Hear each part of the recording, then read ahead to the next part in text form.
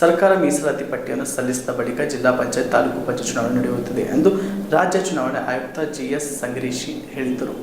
ಬೆಂಗಳೂರು ನಗರದಲ್ಲಿ ಇಂದು ಮಾತನಾಡಿದ ಅವರು, ಜಿಲ್ಲಾ ಪಂಚಾಯತ್ ಮತ್ತು ತಾಲೂಕು ಪಂಚಾಯತ್ ಚುನಾವಣೆ ನಡೆಸಲು ಸರ್ಕಾರದ ವಿರುದ್ಧ ನ್ಯಾಯಾಲಯದಲ್ಲಿ ದಾಖಲಾಗಿದ್ದ ವ್ಯಾಜ್ಯವೊಂದು ಅಡ್ಡಿಯಾಗಿತ್ತು ಎಂದರು. ಈಗ ಕೇಸ್ ಡಿಸ್ಪೋಸ್ ಆಗಿದೆ ಮತ್ತು ಸರ್ಕಾರವು ಮೇ 31ರ ಒಳಗಾಗಿ ಮೀಸಲಾತಿ ಪಟ್ಟಿಯನ್ನು ಸಲ್ಲಿಸುವುದಾಗಿ ನ್ಯಾಯಾಲಯ ಹೇಳಿದೆ.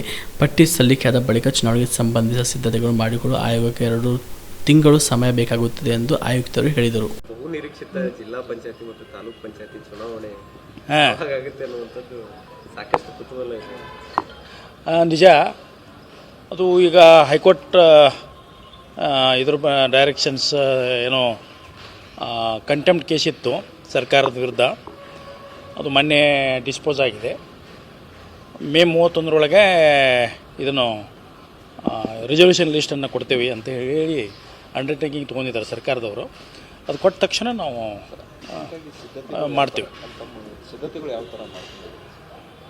ಚುನಾವಣೆ ಸಿದ್ಧತೆ ಇದ್ದೇ ಇರೋದಲ್ಲ, ಎಲೆಕ್ಟ್ರಲ್ ರೋಲ್ಸ್ ಮಾಡೋದು ಮತ್ತು ವೋಟರ್ ಸ್ಲಿಪ್ಸು ಮತ್ತು ಎಲ್ಲ ನಾವು ಜಿಲ್ಲಾವಾರು ಜಿಲ್ಲಾ ಚುನಾವಣಾಧಿಕಾರಿಗಳ ಜೊತೆ ನಾವು ಇದರಲ್ಲಿದ್ದೇವೆ.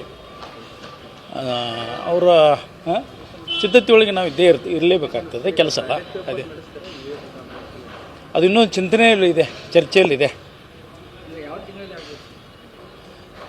ಇದೇ ತಿಂಗಳಂತ ಹಿಂಗೆ ಅಂತ ಹೇಳೋಕ್ಕಾಗಲ್ಲ. ಆದರೆ ಅವರು ಸರ್ಕಾರದ ಹಂತದಲ್ಲಿ ರಿಸರ್ವೇಷನ್ ಲಿಸ್ಟನ್ನು ಕೊಟ್ಟಾಗ ನಮಗೆ 1.5ರಿಂದ 2 ತಿಂಗಳ ಟೈಮ್ ಬೇಕಾಗ್ತದೆ.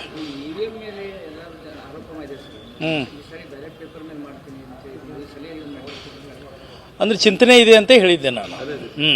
ಬ್ಯಾಲೆಟ್ ಪೇಪರ್ ಕೂಡ ಮಾಡಲು ಒಂದು ಚಿಂತನೆ ಇದೆ ಅಂತ ಹೇಳಿದ್ದೇನೆ. ಇನ್ನು ಫೈನಲ್ ಡಿಸಿಷನ್ ತೊಗೊಂಡಿಲ್ಲ. ಆ ನಿಟ್ಟಿನಾಗ ಏನಾದರೂ ಸರ್ಕಾರದ ಯಾವುದು ಈಗ ದಿನಾಂಕ ನಿಗದಿಗೆ ಸಂಬಂಧಪಟ್ಟಂಗೆ ಸರ್ಕಾರದಿಂದ ಯಾವುದಾದ್ರೂ ಒಂದು ಮೇ ಒಳಗೆ ಬರ್ಬೋದು ಅನ್ನುವಂಥ ನಾವು ನಿರೀಕ್ಷೆಯಲ್ಲಿದ್ದೇವೆ.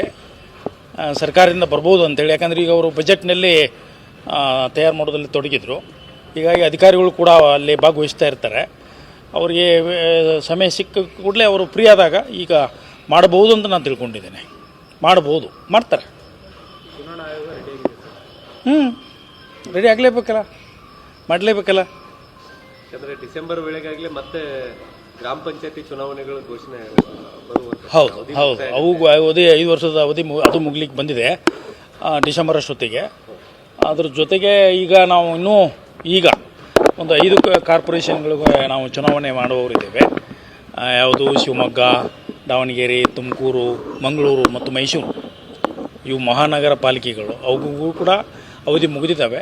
ಅವುಗಳನ್ನು ಮಾಡಬೇಕು ಅಂಥೇಳಿ ನಾವು ಇದರಲ್ಲಿ ಚಿಂತನೆ ಮಾಡ್ತಾಯಿದ್ದೇವೆ. ಯಾಕಂತಂದರೆ ರಿಸರ್ವೇಷನ್ ಲಿಸ್ಟನ್ನು ಕೊಡಬೇಕಾಗ್ತದೆ ಸರ್ಕಾರ. ಅವರು ಎಲ್ಲ ಜಾತಿ ವರ್ಗ ನೋಡಿ ಯಾವುದೇ ಸಮಾಜಕ್ಕೆ ಅನ್ಯಾಯ ಆಗದಂಗೆ, ಯಾವುದೇ ಜಾತಿ ವರ್ಗಕ್ಕೆ ಅನ್ಯಾಯ ಆಗದಾಗೆ ನೋಡಿಕೊಂಡು ಅವರು ಕೊಡ್ತಾರೆ. ಕೊಟ್ಟ ತಕ್ಷಣ ನಾವು ಡೇಟನ್ನು ನಿಗದಿಪಡಿಸ್ತೇವೆ. ಯಾಕಂದರೆ ಒಂದು 6 ತಿಂಗಳ ಅವಧಿಯಲ್ಲಿ ಬಹುತೇಕ ಒಂದು 2-3 ಚುನಾವಣೆಗಳು ಬಂದುಬಿಡ್ತಾವೆ ಸರ್. ಹೌದು. ಎಷ್ಟು ಸಾಧ್ಯಕ್ಕಷ್ಟು ಜಿಲ್ಲಾ ಪಂಚಾಯತಿ ಬೇಗ ಮುಗುತ್ತೆ ಮತ್ತೆ ಮುಂದೆ ಕಲಬುರಗಿಯ ಮಣ್ಣೂರು ಮಲ್ಟಿ ಸ್ಪೆಷಾಲಿಟಿ ಆಸ್ಪತ್ರೆ ಕಲ್ಯಾಣ ಕರ್ನಾಟಕ ಭಾಗದ ಪ್ರಸಿದ್ಧ ಆಸ್ಪತ್ರೆಗಳಲ್ಲಿ ಒಂದಾಗಿದೆ.